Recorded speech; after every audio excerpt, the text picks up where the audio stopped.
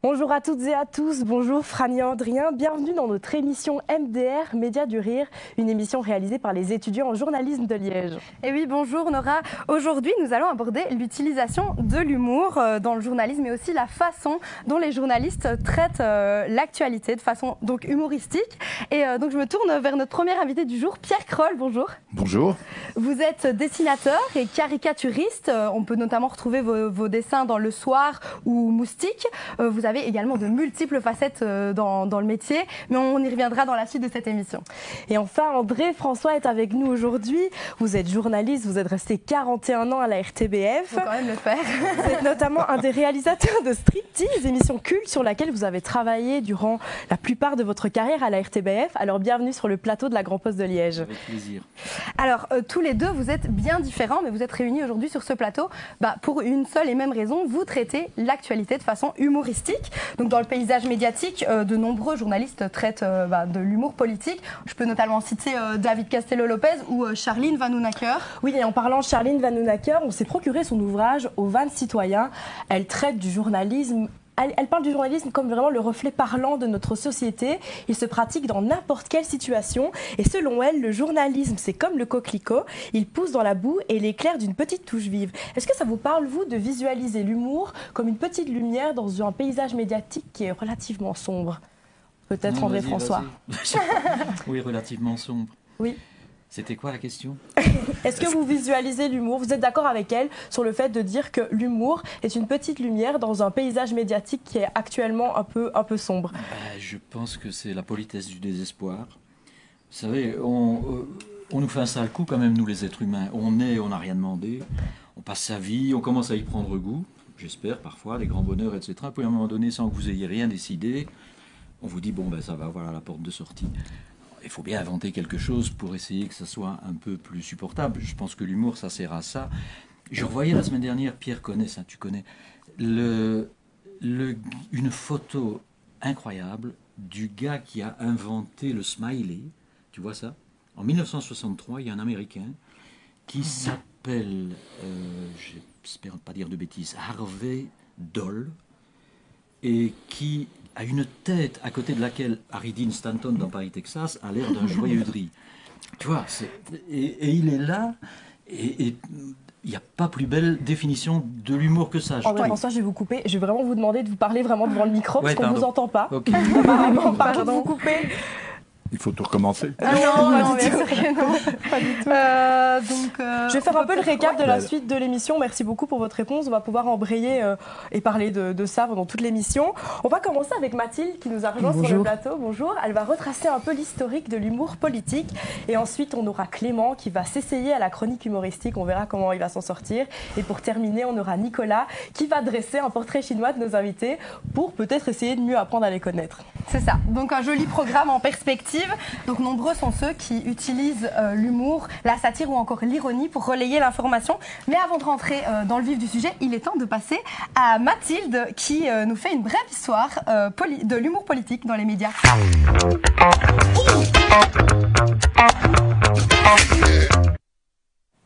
Mathilde, quand est-ce qu'on a commencé à se moquer et à rire dans la presse? Dès le Moyen-Âge, en fait, le bouffon du roi tourne la cour en ridicule et de cette façon, il transmet au monarque ce que le peuple pense vraiment de lui. Le bouffon devient alors un baromètre de l'opinion publique pour le roi, mais ici, cette dérision, elle est contrôlée par le pouvoir. En fait, en se mettant en scène, le bouffon canalise les critiques populaires, il filtre la violence du tiers-état. C'est aussi dénoncer les inégalités et les privilèges, c'est La Fontaine, mais encore une fois sous une forme masquée, métaphorique. Et c'est enfin, pendant la période révolutionnaire, caricaturer Marie-Antoinette et Louis XVI, tournés en ridicule comme rois impuissants sexuellement. Viennent avec les droits de l'homme une ribambelle de journaux contestataires, frondeurs et comiques, jusqu'à Napoléon et le retour d'une surveillance étroite de la presse. Après Bye Bye Napoléon, puis 1830 en Belgique, la Révolution, en France, une autre révolution, la censure est remise en cause. On entre alors dans l'âge de la caricature, Mathilde. Oui, voilà, avec des journaux comme La Caricature de Charles Philippon et son Louis-Philippe en poire. À la même époque, on caricature aussi le monarque Guillaume Ier en fromage pendant la Révolution belge. Une mimolette est balancée dans les airs pour représenter le ressentiment de la population belge envers la Hollande. Et s'il y a bien un personnage belge que l'on a caricaturé à foison, c'est Léopold II. Lui et sa figure ultra reconnaissable avec sa barre et son monocle, et ce dans toutes les situations, en charmeur de petites vertus dans la province de Liège, sur un pachyderme représentant le Congo colonisé, ou encore servant la soupe à l'Allemagne de Bismarck. Et avec le Second Empire en France, retour de la censure jusqu'à la loi de 1881. Oui, c'est ça, la loi sur la liberté de la presse et autant de caricatures que de partis politiques. D'ailleurs, la caricature ne cherche pas toujours à être drôle, c'est d'abord une charge, une arme de combat politique, voire propagandiste, pendant les 2 guerres mondiales. Après 1945, la presse d'opinion s'efface au profit d'une presse d'information. La télé et la radio sont muselées, l'irrévérence politique se cantonne à la presse écrite. Dans le Canard enchaîné, Charles de Gaulle focalise les critiques et les moqueries. Et la caricature va alors atteindre son apogée avec Mai 68, puis Harakiri, l'ancêtre de Charlie Hebdo. Après de Gaulle, l'atmosphère se détend entre caricaturistes et politiques. La satire apparaît même à la télé, le Bébête Show, le JT des nuls, les Guignols de l'info ou encore Striptease, une télé qui se moque de la télé, du président, des élites. C'est aussi après le développement des late shows outre-Atlantique avec John Oliver, chez Thierry Ardisson ou aujourd'hui le Grand Cactus. Les humoristes y rencontrent en plateau les invités politiques. Ils sont pris à partie, mis mal à l'aise par des comiques qui osent, là où les journalistes traditionnels osent peut-être moins. Aujourd'hui, les grands rendez-vous humoristiques à la télé ont un peu disparu des médias, plus concentrés dans les mains de milliardaires pas très drôles. On pense par exemple aux Guignols. La critique politique se fait plus aseptisée, relativement consensuelle. Heureusement, il reste le service public et la radio. Oui, sur France Inter par exemple, ou à la RTBF. Mais le service public, il est aussi quand même menacé par le risque de la censure, voire de l'autocensure des humoristes eux-mêmes. Alors, dans un univers médiatique qui se veut de plus en plus consensuel et de moins en moins subversif, faire des blagues doit résolument continuer à être un acte politique. Bon, merci Mathilde, tu vas nous quitter ici, sinon on va voir Stéphane Bern qui va venir attraper notre veste, c'est pas du tout le but. Non, bon, on va poursuivre. Rentrons donc dans le vif de notre sujet. On souhaite réellement découvrir comment vous travaillez.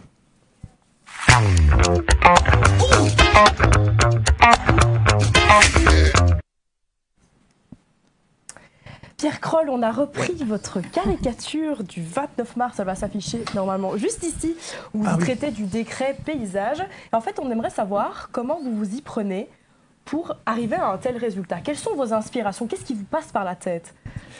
Je vais d'abord être obligé de vous corriger quelquefois, mais avec toute sympathie, hein, vraiment. Mais vous imaginez que j'ai beaucoup de choses, je peux raconter beaucoup de choses sur ce sujet, parce que je suis très vieux, et parce que après les fameux attentats de Charlie Hebdo, j'avais monté un spectacle pour répondre à beaucoup de ces questions qu'on se pose sur l'humour et sur mon métier en particulier, et je l'ai joué 85 fois, il durait plus d'1 heure et demie, donc vous êtes parti pour l'après-midi.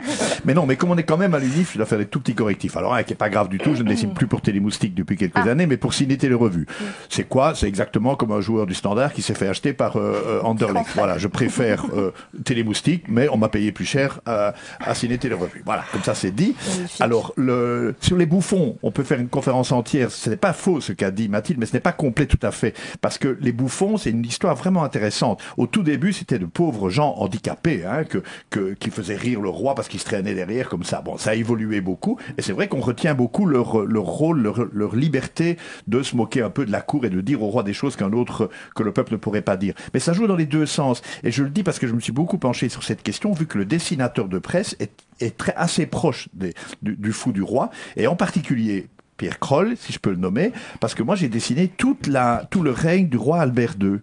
Et j'ai dessiné tout ce qui ne se disait pas beaucoup, comme c'est les histoires de sa fille cachée qui n'est plus cachée et qui est maintenant vraiment sa fille, enfin vous savez ça, et il y avait beaucoup à en dire. Et le roi s'en amusait. Son chef de cabinet m'a fait la confidence 2 fois, il m'a dit c'est une confidence monsieur Kroll, mais le roi se retrouve dans tout ce que vous lui faites dire. Donc finalement je faisais parler le roi qui peut rien dire tout haut, avec humour, et c'était souvent, paraît-il, assez vrai. Donc le fou du roi était aussi celui qui amusait le roi parce qu'il se moquait de la cour qui flattait le roi tout le temps autour. Et donc les derniers fous du roi, Triboulet, il est raconté dans un livre de Victor Hugo et tout, étaient très riches parce qu'ils faisaient payer leur humour, comme les humoristes aujourd'hui, par la cour pour se moquer des courtisans du roi, et ça faisait marrer le roi. Et puis, il paraît qu'ils se faisaient, pour les derniers, payer par les courtisans pour qu'ils ne se moquent pas d'eux. C'est-à-dire, je vous achète, mais rien, pas un mot sur moi et tout. Voilà. Enfin, l'histoire des fous, pour ça, elle est vraiment, vraiment très drôle. Et alors, dernier petit correctif, c'est plus grave, ça, pour les étudiants. Je vous mets je vous mets quand même un 4 sur 10, là. C'est que ce dessin, ou alors c'est moi. Ou alors c'est moi qui suis pas très bon. Voilà. C'est moi qui suis pas très bon. Parce que le dessin n'est pas du tout sur le décret paysage.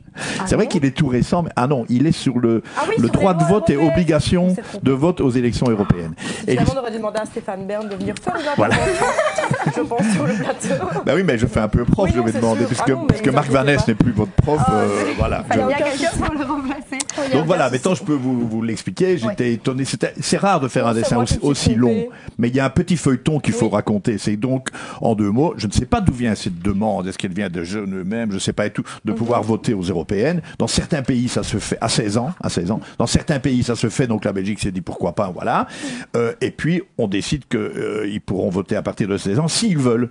Et c'est pas obligatoire. Et puis, il y a un recours de quelqu'un, de mauvaise humeur, je sais quoi, et tout, devant le Conseil d'État, enfin la Cour supérieure qui décide de ce genre de choses, dont c'est le boulot, qui dit, c'est vraiment du juridisme, mais c'est vrai, qui dit, c'est pas, le vote est obligatoire, il est obligatoire pour tout le monde, pour tous les âges. On va pas dire il est pas pour les blondes, il est pas pour les rousses ou pour les, bon, il n'y a pas de raison qu'il soit pas obligatoire à 16 ans si vous dites qu'il faut voter. Donc on le rend obligatoire. Mais beaucoup de jeunes vont prendre ça comme une punition. Vous avez des examens à passer, vous avez plus de 18 ans, mais bon, et ça risque d'être emmerdé. Donc le pouvoir politique décide qu'on va dire que c'est obligatoire, mais que c'est rien si vous y allez. C'est quand même énorme. Ouais. Le jour où on dira vous devez rouler à 120 sur autoroute, mais si vous roulez à 150, c'est pas grave, je vous l'ai écrit. Moi je roule à 180. Bon, donc, vous voyez. Vas-y. Et donc c'est ça l'histoire que je veux raconter là, c'est que le jeune, au début, il va rentrer dans sa vie d'électeur et il commence tout de suite par s'apercevoir que la politique c'est vachement tordu et que c'est un peu tout et n'importe quoi. Voilà. Si j'ai épuisé mon temps de parole, c'est fini. Je vous ai donné cours. Et là-dessus, sur le vote obligatoire, je vais jouer mon hockey boomer. C'est pas nouveau du tout. Ouais, non. Il y a 30 ans d'ici, quand j'étais journaliste d'actif, comme on dit chez les militaires, j'ai interrogé, on disait, bon, vous savez, il y a quand même 5% des gens qui ne vont pas voter. Est-ce qu'ils sont sanctionnés, est-ce qu'ils ne sont pas sanctionnés? J'ai interrogé un président de tribunal de première instance, parce que c'était eux qui devaient en général juger et poursuivre, qui m'a dit, mais monsieur François, vous êtes fou, on va pas passer son temps à poursuivre, parce qu'on va découvrir l'ampleur du phénomène. Et moi, j'entends aujourd'hui parler de bien plus de 5% des gens qui, en Belgique, dans le cas du vote obligatoire, ne vont pas voter, ne sont pas sanctionnés. Je fais mon mea culpa, ça m'est arrivé pour toute une série de raisons, il ne s'est rien passé. Et je pense aussi, enfin, je vais quand même essayer de ramener ça à notre débat sur l'humour et aux chroniqueurs supposés drôles. Je me demande si, dans toutes ces émissions quotidiennes où l'humour est devenu un métier, où on s'efforce tous les jours d'être drôle, parfois j'ai l'impression qu'on est très creux en réalité, mais il y a toujours une cible assez facile sur laquelle on tape, c'est les politiciens. Si possible ceux de droite, parce que c'est quand même aussi un humour qui est souvent très majoritairement connoté avec une bonne louche de caviar, de gauche. Et je me demande si cette manière permanente d'avoir de la dérision continuelle vis-à-vis de la politique n'explique pas en phénomène le fait que plein de gens aujourd'hui ne prennent plus la politique au sérieux, et ça c'est très dommage. C'est pas drôle ce que je dis. Ça, je trouve ça très très dommage. Est-ce que c'est pas une conséquence de... Donc, vous avez ça, vous avez les chroniques politiques supposées drôles, qui ne le sont pas toujours, et vous avez un journalisme dit sérieux d'information qui est parfois très très ennuyeux, très embêtant quand il parle de politique. On va passer vraiment, pardon je vous coupe, on va vraiment passer dans un tout autre contexte. Oui, tout à fait. Ah mais vraiment, là on va passer du tout autre. Mais justement, on parlait de l'univers politique qui était parfois un peu plus sombre. Vous, André François, ce que vous faites, c'est pas très sombre finalement. Vous êtes l'un des pionniers de l'émission culte Striptease. On va regarder justement un extrait d'Evelyne et son mari qui sont en vacances au Sénégal.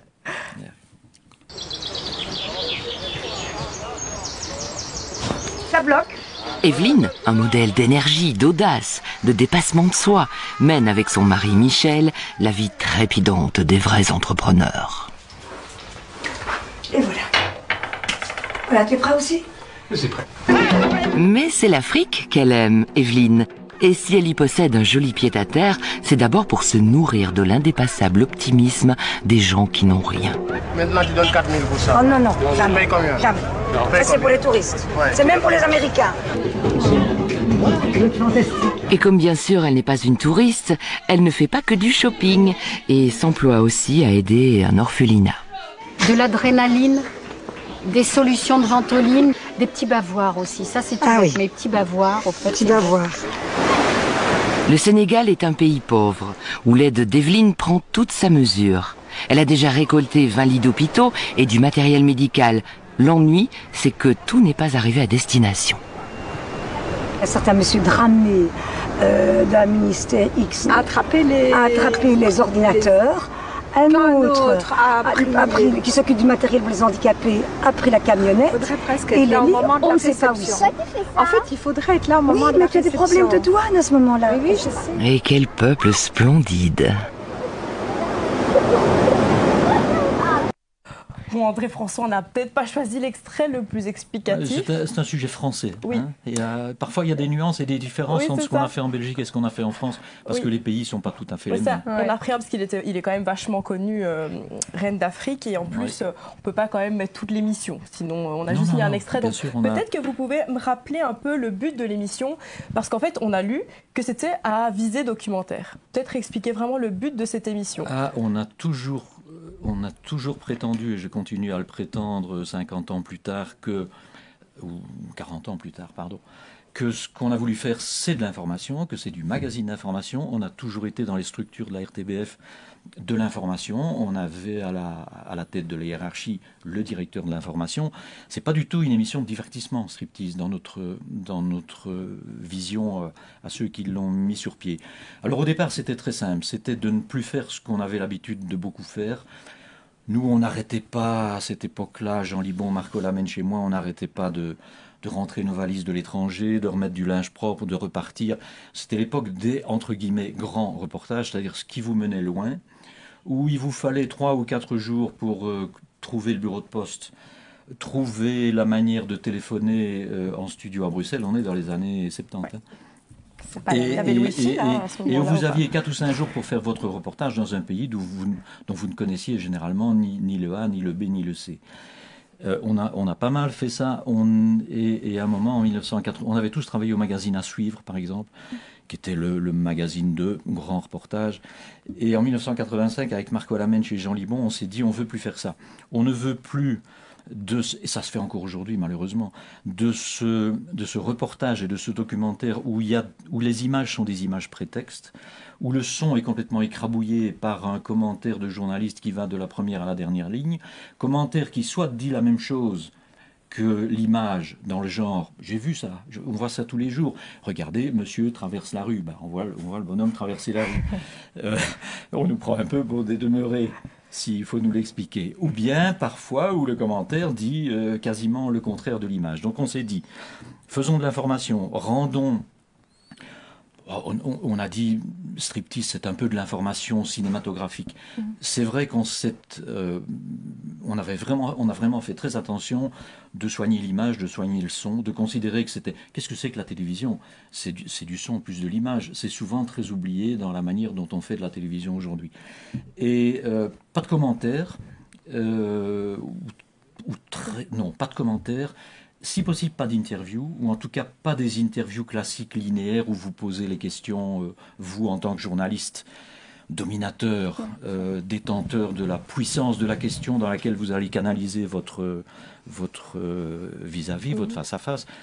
On voulait pas ça, on voulait des situations en triangle où on filmait les rapports entre les gens. Pris dans l'effet de société, quoi. Voilà. Et je dirais, la philosophie, qu'est-ce que c'était ? C'était de se dire, on n'a pas du tout été militant. C'était de se dire, la vie, c'est jamais aussi grave qu'on pourrait le craindre, mais ça n'est jamais non plus aussi anodin que ça pourrait paraître. Dans le genre, quand on voit ce qu'on voit, qu'on entend ce qu'on entend, on a raison de penser ce qu'on pense. Bon, c'était ça la philosophie. Mais alors, c'est peut-être pas un magazine d'information au sens classique du mot, mais je pense que c'est un magazine de société. On s'est pas intéressé aux news, si vous voulez, aux événements très ponctuels. Mais je pense qu'on a essayé de montrer l'état de la civilisation, l'état de la Belgique. C'est le monde d'avant, c'est le monde belge d'avant. Il n'y a pas d'Internet, il n'y a pas de Facebook, il n'y a pas de téléphone portable. Et là, je vous vois tous nous regarder en disant mais comment est-ce que ces gens ont pu survivre dans cet univers? Voilà, striptease en 2 mots, c'était ça. Ouais. Bah, c'est vrai qu'il faudrait peut-être, donc on va continuer à la suite de l'émission. On va se diriger vers un de nos camarades qui nous a rejoint en plateau, qui s'est essayé à l'exercice de la chronique. Donc Clément s'est essayé à l'exercice de la chronique humoristique.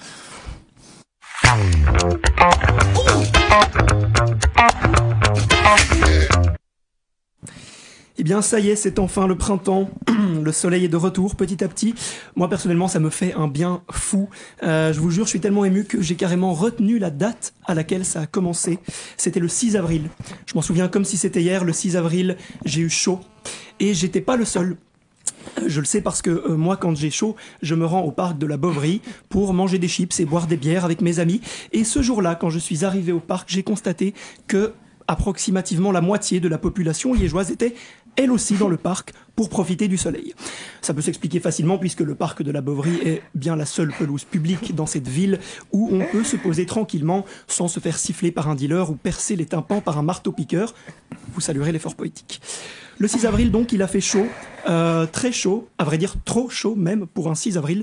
Et si vous n'êtes pas d'accord, eh bien, vous êtes de mauvaise foi, puisque ce jour-là, il a fait 24 degrés, et c'est tout simplement la température la plus haute jamais recensée en Belgique pour un 6 avril. Alors cette vague de chaleur, elle est due à un courant d'air subtropical qui, au passage, a ramené du sable du Sahara jusque sur le pare-brise de nos bagnoles.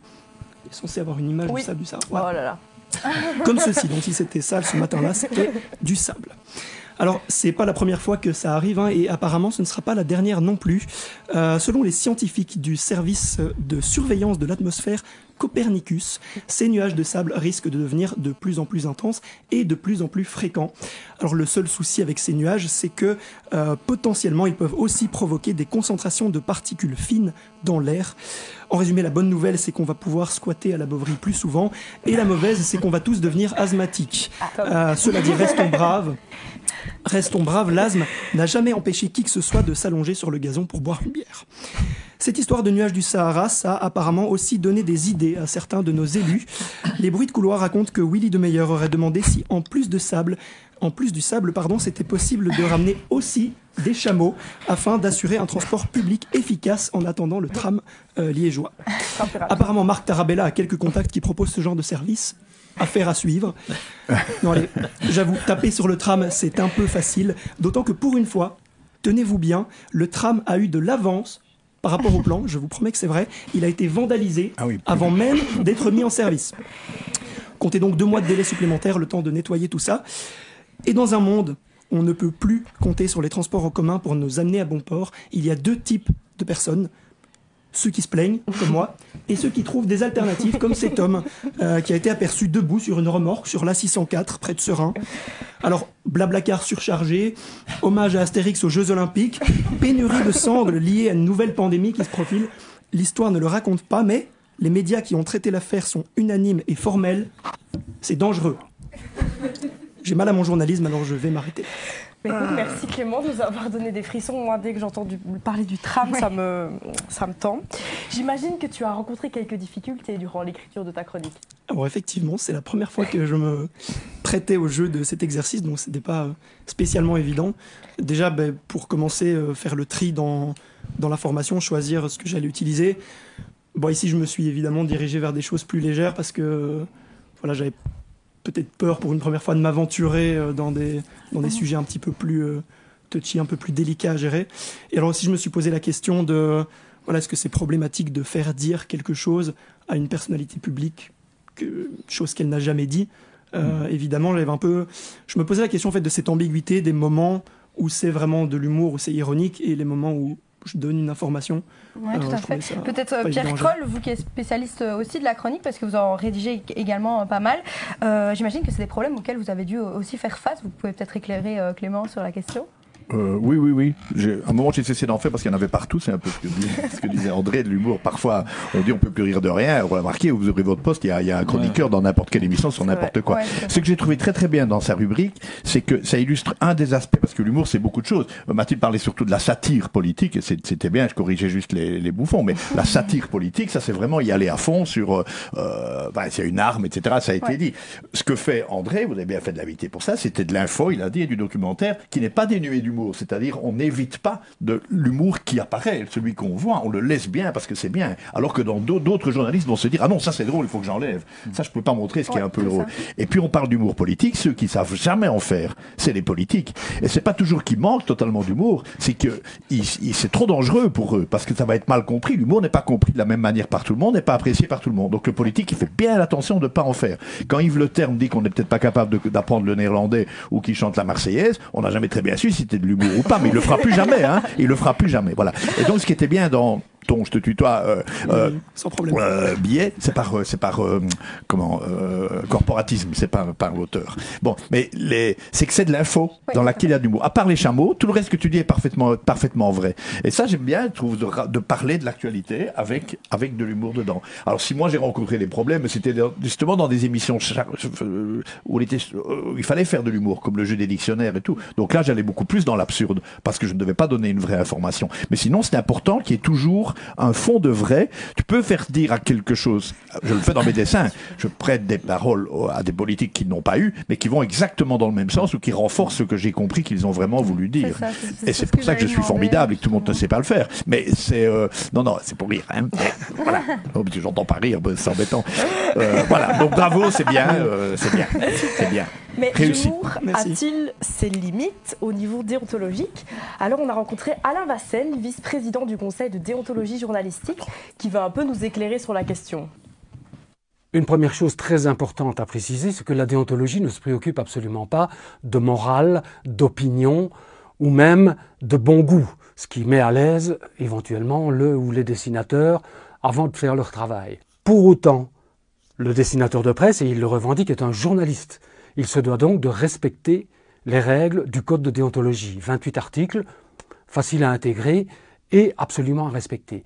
Mais en l'occurrence, la déontologie est essentiellement protectrice au fond, puisque dans son article 5, elle consacre la liberté d'opinion, de commentaire et même de satire, le mot y est.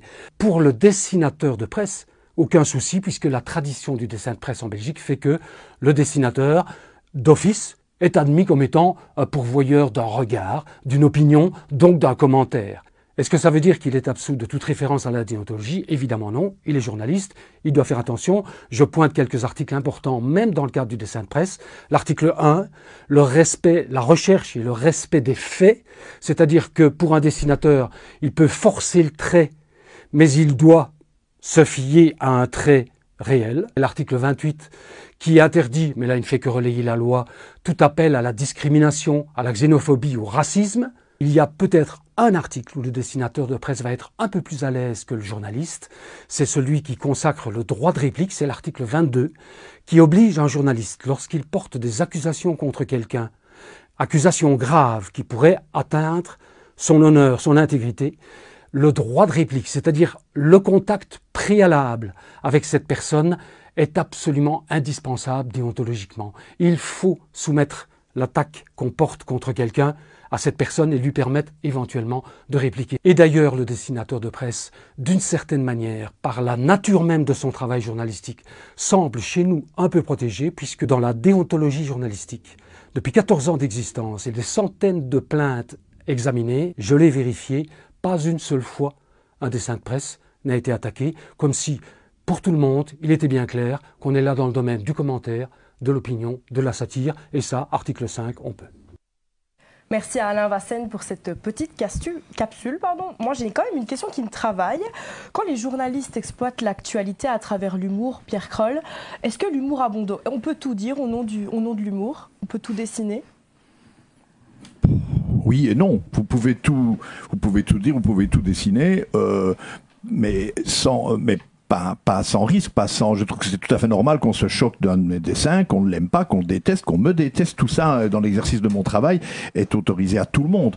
Donc, ce qu'on peut plus faire, c'est rire sans conséquence. Quand on dit maintenant, on peut plus rire des noirs, des femmes, des handicapés, de tout ce que vous voulez, et tout ça, ben, on peut plus le faire sans conséquence, sans que ça soit vu par tout le monde. Et d'ailleurs, il parle vraiment de mon métier. Il parle surtout du dessinateur de presse, là, Alain Vassen. Mais c'est le propre du dessin de presse, c'est que c'est pas vraiment un humoriste. Il a dit je suis journaliste, je le revendique pas parce que moi j'ai un droit à une certaine mauvaise foi. Il le dit aussi. Le journaliste pas. J'espère que les journalistes me disent les infos juste qu'ils savent pour que moi j'en fasse éventuellement un dessin.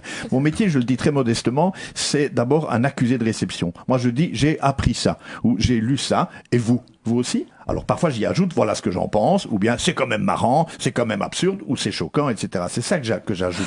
C'est pas plus que ça, et c'est tout ça en même temps. Je sais pas si j'ai répondu à votre question. Je peux le faire un peu sur tout, mais il faut un fond de vrai. Sur André François, est-ce que pour vous l'humour parfois est vecteur d'incompréhension? Parce qu'on laisse la libre interprétation à tout le monde. Est-ce que parfois on n'est pas en manque de compréhension finalement? Alors, moi, je me suis donné 2 limites. Je pense qu'il y a 2 limites dans le journalisme que moi j'ai pratiqué en tout cas. C'est la fausse information. J'ai horreur de ça. Je pense que si on donne une information qui n'est pas exacte, il faut avancer à visage découvert et le dire. Et c'est la méchanceté gratuite.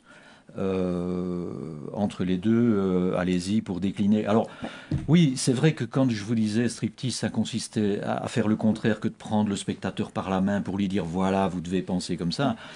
C'est un risque, mais c'est un risque démocratique. On peut pas rire de tout avec tout le monde, etc., etc. Oui, ok.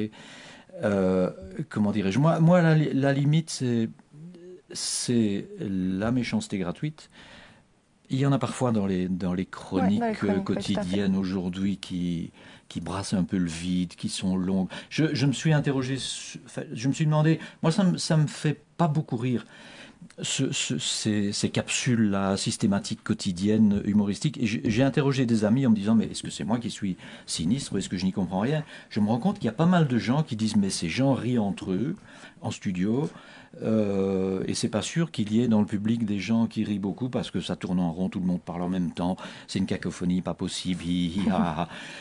Quand je faisais du journalisme, la différence entre cette époque-ci, je pense, et le journalisme que moi j'ai connu, c'était que l'humour était dans l'information. L'humour était dans les journaux d'information, dans les billets d'information. Pour moi, l'image qui résume tout, je ne sais pas si vous avez déjà entendu parler d'Henri Mordant. Si ce n'est pas le cas, il faut demander de toute urgence à vos professeurs de combler cette lacune, parce que c'est un personnage phénoménal de l'histoire de la télévision belge.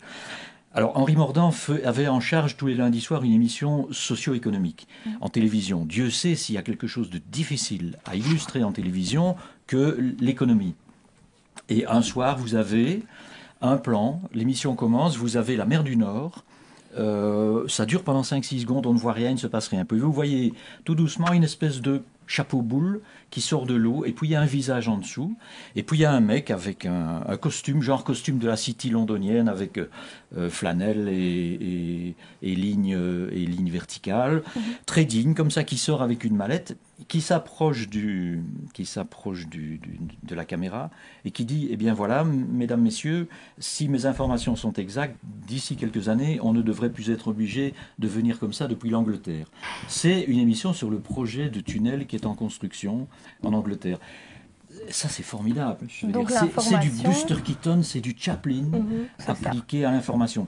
Ça, j'adore. C'est vrai que, personnellement, je suis plus Buster Keaton que Louis de Funès. La Gaudriole, ça m'intéresse pas. Alors, c'était dedans. Il y avait des grandes figures. Armand Bachelier, journaliste s'il en est, pur et dur, correspondant de la RTBF à Paris, qui terminait sur quelque information que ce soit, qui arrivait à trouver une chute extraordinairement drôle, pas forcément marrante, mais pleine d'humour, quel qu'ait été le sujet de son billet. Sur l'information, l'actualité également. Quoi. Voilà, et au point que moi je connaissais des gens à l'époque qui disaient, moi j'écoute le journal Paris de la RTBF pour entendre Bachelier, et surtout j'attends la dernière phrase de Bachelier pour savoir comment il va chuter, comment il va conclure sur le truc. Tout à fait, donc pour vous l'information ne se doit pas d'être objectivement sérieuse et toujours sérieuse. Si, sérieuse oui, mais il ne faut pas rendre,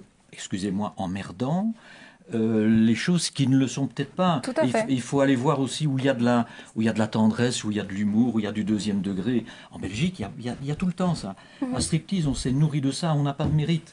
C'était relativement facile. Enfin, il y a 1001 exemples dans la manière dont le Belge se comporte, qui n'est pas, je vis une partie de ma vie en France maintenant, et on a fait le striptease aussi en tant que producteur en France, c'est pas tout à fait la même société. Il y a un sens de l'autodérision naturelle. Oui. Un manque très positif de ne pas se prendre au sérieux en Belgique. C'est ça. Pardon, allez-y, terminez. Non, mais contrairement aux Français, eux qui sont encore en train de croire, de s'imaginer qu'ils vivent sur le vieil empire colonial et que la France rayonne partout et a des conseils à donner et des ordres à donner à la planète entière. Merci beaucoup, André-François. On va peut-être du coup laisser la place à Nicolas et Clément va nous quitter. Nicolas va entrer ici avec nous. On va conclure cette émission avec une note un petit peu plus légère. Il va réaliser une sorte en fait de portrait chinois sur vos métiers et vos productions. Donc, au revoir Clément. On va s'amuser. Alors si c'est la conclusion, je ne parle plus. Non, parce que je voulais vous dire de lire quelque chose aujourd'hui. Allez-y. Dans Libération, aujourd'hui, j'ai vu il y a 3 pages où la politique belge et l'enjeu des prochaines élections est expliqué, comme jamais, très clairement, avec un peu d'humour. C'est pas fait pour faire rire, tout est exact, par Thomas Gunzig, qui n'est pas un vrai humoriste, mais qui est payé pour faire des chroniques drôles tout le temps. Ce qui veut dire souvent que les gens, peut-être pas toujours, qui font de l'humour sont aussi des gens qui ont tout fort bien compris. Et qui savent l'expliquer autrement. Vous savez, quand je l'expliquais la différence entre la République et la monarchie, parce que tu parles de France, j'explique qu'en France, le roi, ils lui ont coupé la tête. Du coup, maintenant, il n'y a personne sur le trône. Donc tout le monde se bat pour y être et pour y aller. Et vous savez qu'on parle de monarchie républicaine parce que Macron est un peu comme le roi de France, c'est qu'un vrai pouvoir. En Belgique, qu'est-ce qu'on a fait? On a mis un roi exprès, nous, sur le trône, on lui a coupé les couilles, pas la tête. Mais c'est vrai, voilà, c'est dit comme avec de l'humour, mais ça explique un truc tout à fait vrai. Le roi ne peut rien dire, ne peut pas avoir d'opinion, ne peut rien exprimer, ne peut rien décider. Qu'est-ce que c'est si ce n'est ça? Voilà. Et du coup, personne ne veut prendre sa place. Parce que tout le monde y tient, bon, et parce qu'elle n'a pas de grand intérêt non plus. Donc voilà, c'est expliquer avec humour quelque chose qui est au fond sérieux. Oui. Voilà. Tout est possible. Et moi, quand je vois un dessin de Pierre Kroll, je suis pas en train de lui frotter la manche. Le dessin du jour, je me dis, ah ouais, mais c'est tout à fait évident, c'est absolument ça. C'est la principale information de la veille ou du jour, et c'est exactement ça qu'il fallait en dire. L'histoire du vote obligatoire qui n'est pas vraiment obligatoire, mais quand même. Le décret paysage, vous dites? Oui, le décret paysage. Bon, on va passer à Nicolas qui nous a rejoint sur le plateau. Bonjour Nicolas. Bonjour Nora, bonjour tout le monde. Bonjour.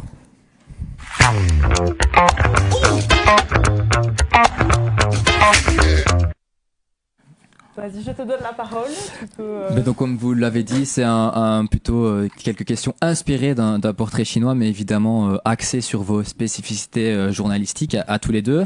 On va partir sur 2 questions chacun. Plutôt, j'en avais préparé 3, mais comme on est un peu serré par le temps, on va peut-être d'abord en faire 2. Je vais peut-être commencer avec vous, Pierre Kroll. Oui.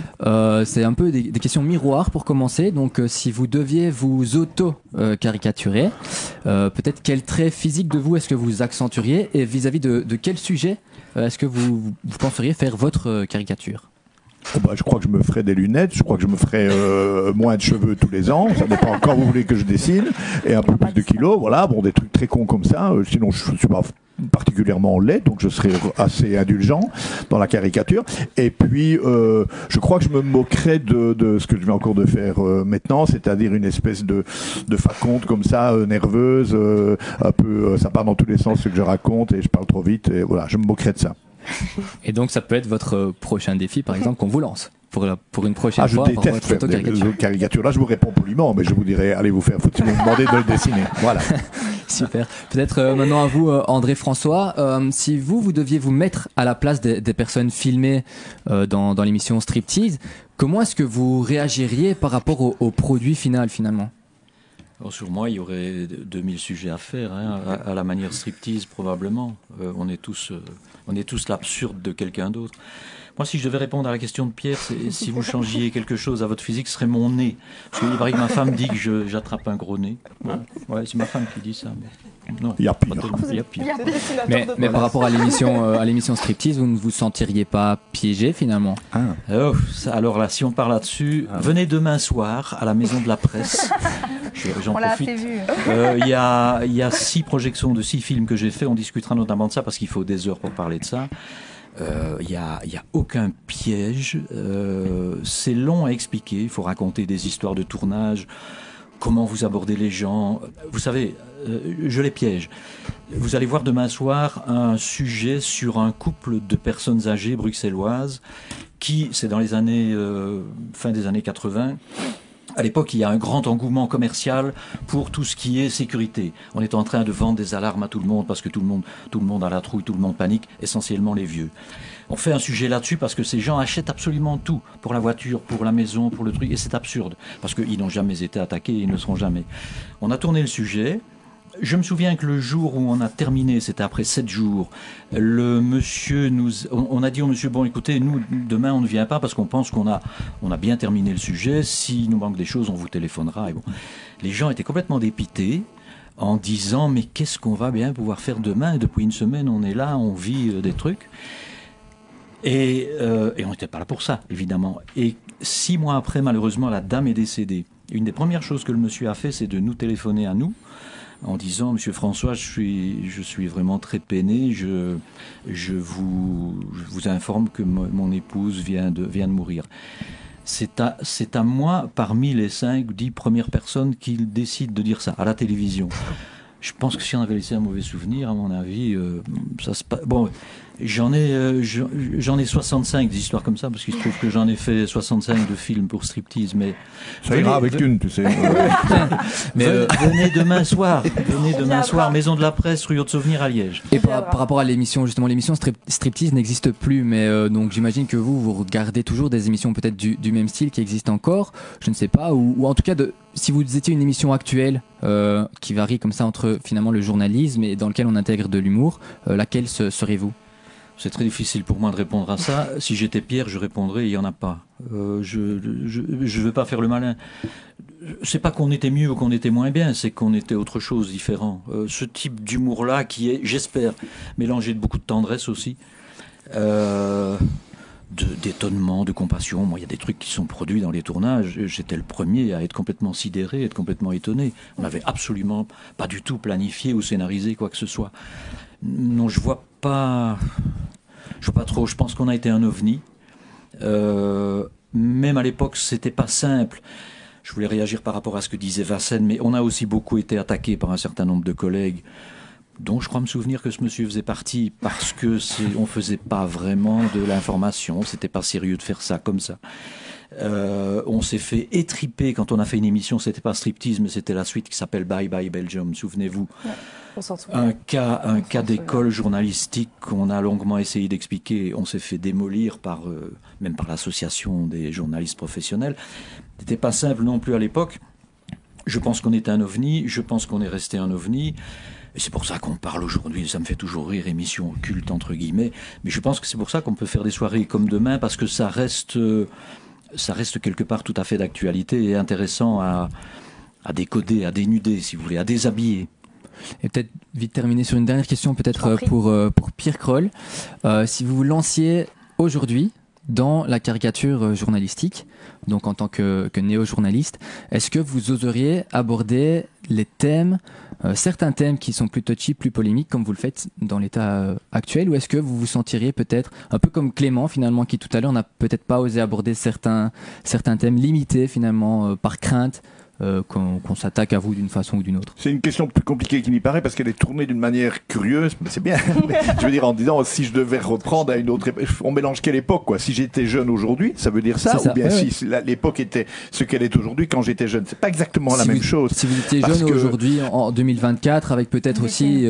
mais ce que je ressentirais est la même chose que ce que je ressens maintenant. Donc je suis pas en train de dire que je suis jeune, mais si, mon dessin qui m'intéresse, c'est toujours celui de demain, et il n'y a pas de longue expérience science, avec des trucs et tout pour faire les choses. Donc ce que j'observerais, la même chose que ce que j'observe maintenant, c'est qu'il est beaucoup plus difficile. La censure dont on a beaucoup parlé dedans, maintenant, aujourd'hui, elle est, si on veut dire, permanente et nulle part. C'est-à-dire que c'est pas le pouvoir qui... Je peux dessiner n'importe quoi sur l'Église, sur l'armée, sur le gouvernement, j'ai pas d'emmerde. Mais je peux dessiner n'importe quoi sur 45 choses que vous devinez, mais même la cuisine italienne ou je sais quoi, hein, je vais ramasser des gens qui vont me dire il fallait pas le faire. Et ça, c'est les réseaux sociaux qui ont leur qualité, mais donc on est exposé tout le temps par des gens qui avant s'en foutaient, n'auraient pas regardé, n'auraient rien dit, parce qu'ils n'auraient pas été au courant. Mettons, tout le monde est au courant de tout, tout le monde voit tout, tout le monde doit avoir un avis sur tout. Et c'est extrêmement... C'est pas de la censure pure, hein, je veux dire, il y en a qui appelleraient à la censure, donc ne faites pas ça, ça s'appelle de la censure. Et donc c'est polluant, si vous voulez. Et donc, pour répondre quand même à la question comme je peux, je suis pas sûr que j'aurais envie de le faire comme j'ai eu envie à 20 ans, parce que je préférais m'en prendre à l'armée, au pouvoir politique, avec des engueulades à la clé, plutôt qu'avec l'engueulade de mon voisin parce que je me suis moqué de son chien. J'exagère, hein, mais vous voyez ce que je veux dire. Je vais vous arrêter ici. Merci beaucoup, Nicolas. Merci aussi, merci à vous d'avoir répondu à mes deux questions. Merci. Alors moi, j'ai une dernière question pour vous avant de clôturer cette émission. Alors il va falloir vraiment être bref. Oh. Ah ouais. Il l'est toujours. Je suis sûr. Je sais que c'est moins parler. Compliqué. Allez. Alors chacun, peut-être on va commencer par Monsieur Kroll, comment visualisez-vous l'avenir de l'humour politique? Il faut être bref. C'est le challenge. C'est le jeu des émissions. C'est le jeu. J'imagine que comme tout ce qu'on a dit avant, il y aura des hauts et des bas. Voilà. Il y a des moments où ce sera à la mode, et des moments où ça va disparaître complètement. C'est peut-être pas souhaitable. Il y a des moments où ça va être beaucoup trop présent. Voilà. Okay. Super. Moi, je dirais le réintroduire peut-être dans les bulletins d'information, en étant tout à fait pédagogique et en étant drôle quand il faut être drôle, et en étant paradoxal et en pointant tout ce qu'il peut y avoir dans les coulisses du discours politique et qui est un peu absurde, ridicule ou que sais-je, ou prétentieux, paranoïaque. Et comme vous le disiez, laisser l'humour à sa place. Quand l'humour est là, il faut surtout ne pas l'effacer et laisser l'humour prendre place. En tout cas, merci à vous deux. Merci pour cette participation à notre émission. On est vraiment ravis de vous avoir reçus sur le plateau de la Grand Poste. Oui, merci beaucoup à tous. On se retrouve ce soir à 18h30 pour le journal télévisé et demain à 13h30 pour la suite des émissions. Alors, une bonne après-midi à tous. Bon après-midi. On revient.